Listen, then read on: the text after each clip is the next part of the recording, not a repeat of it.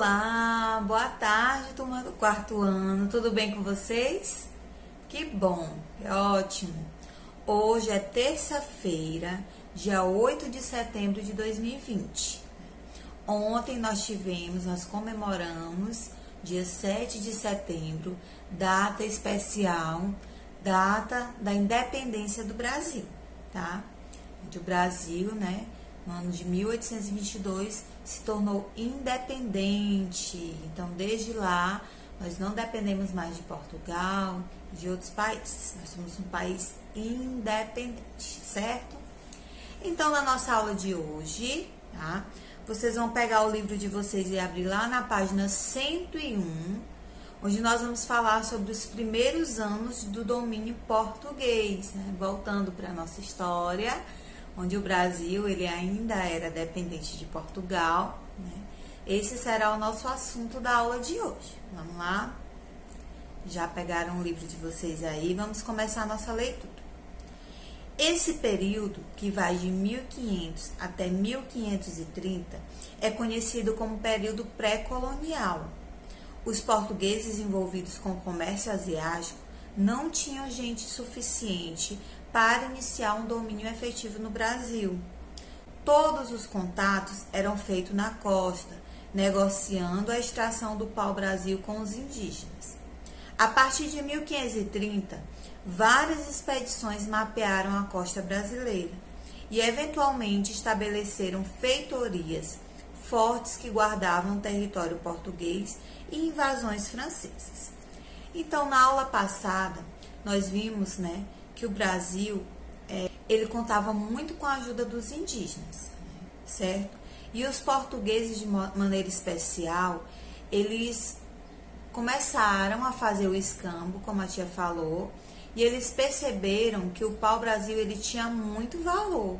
Então, eles passaram a fazer esse escambo, essa troca, né, com os indígenas, para que eles pudessem levar para Portugal e fazer eventualmente novas trocas, novas vendas, né? Novas trocas. E aí o que aconteceu? O que é esse período pré-colonial que nós lemos aí? Esse período que predomina de 1500, de quando o Brasil foi descoberto, até 1530, foi um período de colonização, né? Onde os portugueses eles vieram até o Brasil para colonizar. Foi um período de colonização, de educação aos indígenas, né?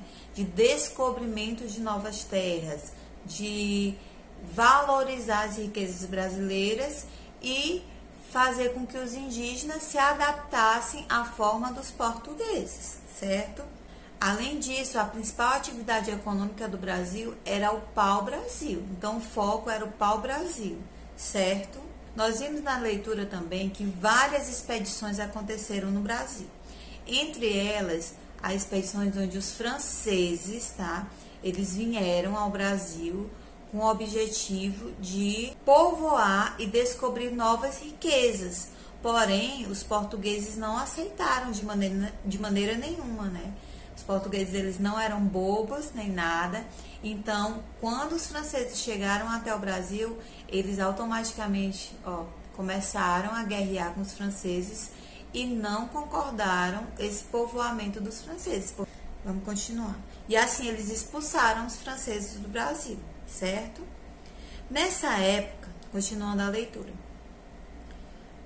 foi muito importante a expedição comandada por Martim Afonso de Souza, que em 1532 fundou a primeira vila brasileira, chamada de São Vicente, e logo depois fundou a Vila de Santo André, ambas no atual estado de São Paulo.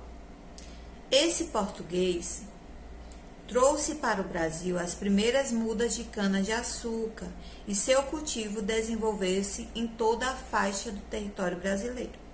Durante muitos anos houve uma grande disputa com os franceses, mas após várias lutas, os portugueses conseguiram expulsá-los, certo? Foi o que eu já expliquei para vocês, né?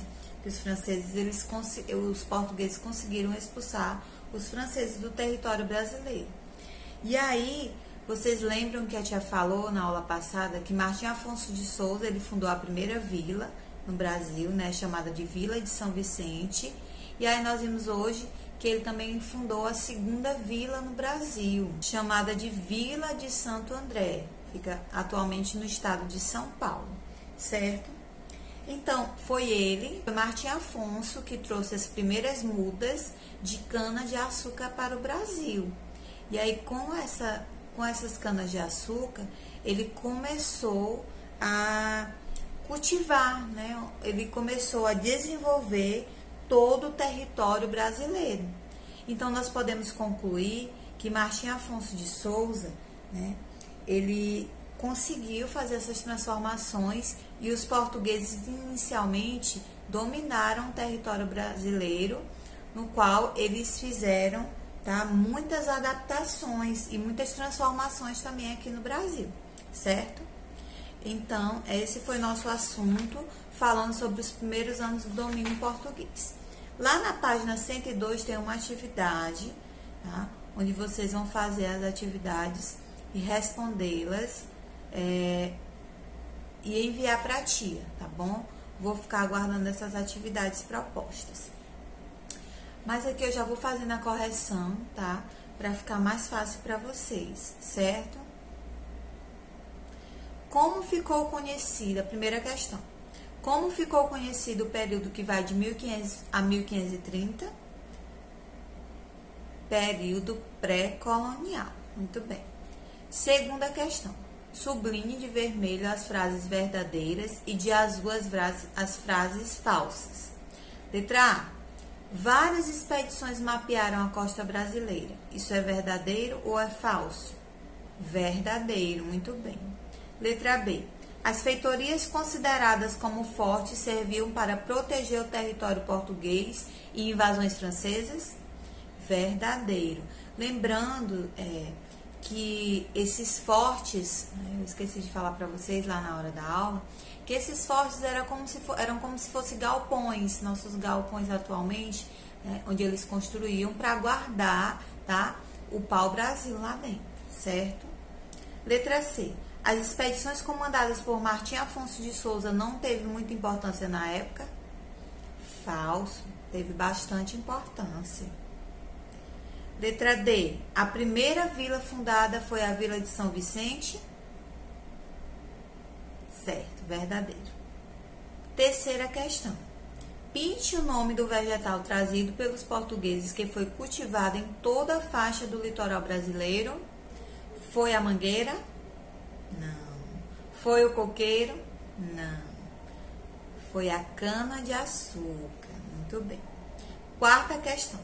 Desembaralhe as letras e descubra o povo que, após várias lutas, os portugueses conseguiram expulsar. Foram os franceses. E a quinta questão. Siga os números em ordem crescente e descubra uma das grandes riquezas do Brasil. Qual foi a grande riqueza que o Brasil teve inicialmente? Foi a cana-de-açúcar?